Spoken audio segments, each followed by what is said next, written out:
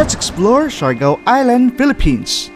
And on our second day in this paradise called Siargao Island, we spent a day island hopping between three tropical islands known as Naked Island, Daku Island, and Guyam Island, and visited one sandbar called Secret Island.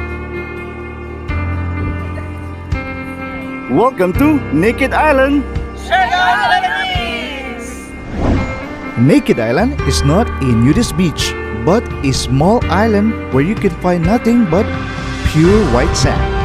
The island is surrounded by colorful reef and turquoise beach. This is one of the most unique places that you could visit in Siargao Island. The island is just 100 meters long and the smallest among the three islands that you could explore in Siargao Island.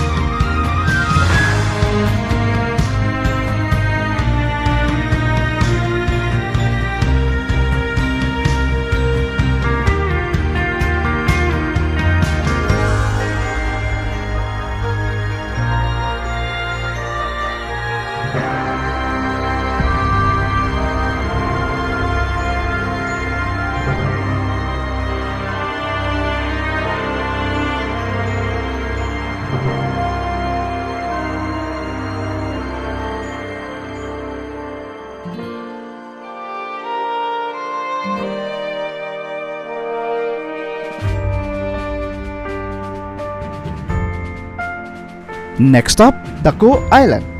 Welcome to Daku Island.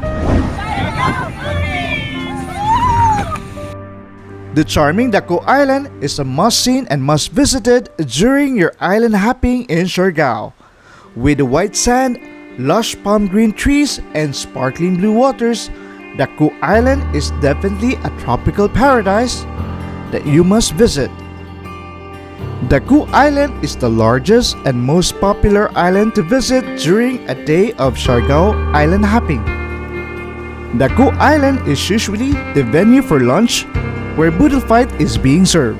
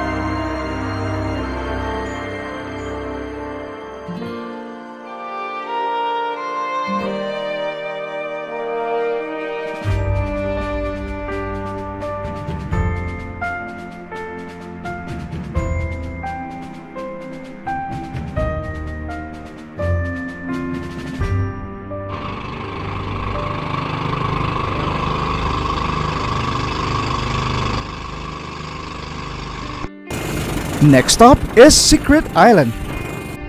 Welcome to Secret Island, Siargao, Philippines! Secret Island is a sandbar located near Guyam Island.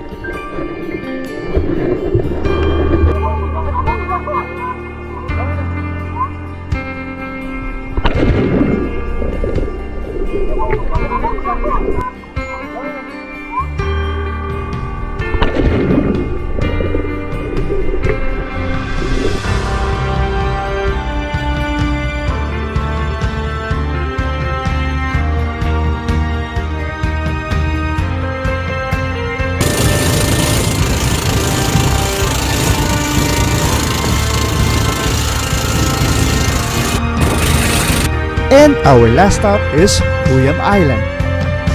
Welcome to Guyam Island. Siargao, Philippines! Guyam Island is a tiny little island in the middle of the ocean.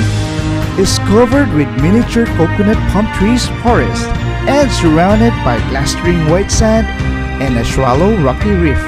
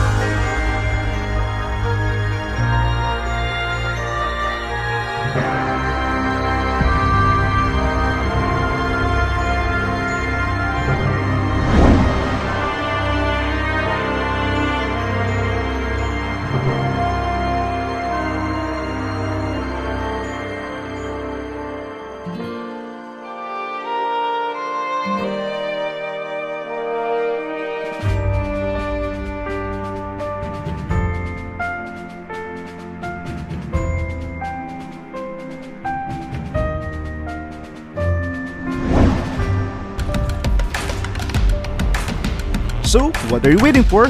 Join us in our next adventure and book your travel with MJ's Travel and Tours and Transportation Services. For more information, visit their Facebook page.